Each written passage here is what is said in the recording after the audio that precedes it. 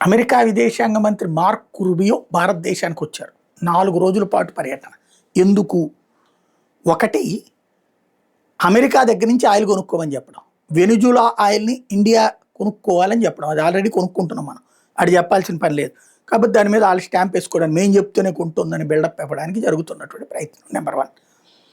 రెండోదొచ్చేటప్పటికి China దగ్గరికి మొన్న పోయి రక్తహస్తాలతో తిరిగొచ్చాడు ట్రంప్. చైనా ఏదడిగినా చెయ్యని పొమ్మనమంది. అదే సందర్భంలో చైనాతో సంబంధాలు అన్నటువంటి కాన్సెప్ట్‌ని తగ్గించుకోవాలి, భారత్‌తో పెంచుకోవాలి. భారత్‌తో పెంచుకోవాలంటే కొన్ని లెక్కలు చెప్తది అమెరికా. ఇట్లిట్లా చెయ్యాలని.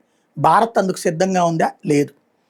ట్రంపు, మోడీ మీటింగ్ అయితే సీన్ మారుతది.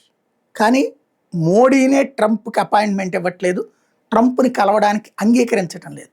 ఈవెన్ ఫోన్లు కూడా ఏదన్నా ఇంపార్టెంట్ అకేషన్ అయినప్పుడు ఒక మొక్క అంతకు మించి మాట్లాడట్లేదు. ఎందుకంటే ఏది మాట్లాడినా చిలవల పలవలు చేసి తప్పుడు ప్రచారం చేస్తున్నోడే ట్రంప్. అట్లాంటోడితో మాట్లాడడం ఎందుకు అన్నటువంటి ధోరణిలో ఉన్నది మోడీ గవర్నమెంట్. ఎస్పెషల్లీ ఈ రోజు వరకు కూడా వాణిజ్య ఒప్పందం జరగల. మోడీ సర్కారు ట్రంప్ దిగాక చేసుకుందాంలే పొమ్మనమని. ఎందుకంటే ఏ వాణిజ్య ఒప్పందాన్ని అతను గౌరవించడు. ఇవాళ వాణిజ్య ఒప్పందం అంటాడు, మళ్ళీ 4 రోజులు పోతే టారిఫ్లు వేస్తున్నానంట. ఇంకెందుకు వాణిజ్య ఒప్పందాలు అడుక్కుదన్న. కాబట్టి భారతదేశం నుంచి ఎక్కువ ఆశిస్తుంది అమెరికా ఇప్పుడు. మొన్నటిదాకా పక్కన పెడదాం అనుకుంది. ఇప్పుడు మళ్ళీ ఆశ పెరిగింది.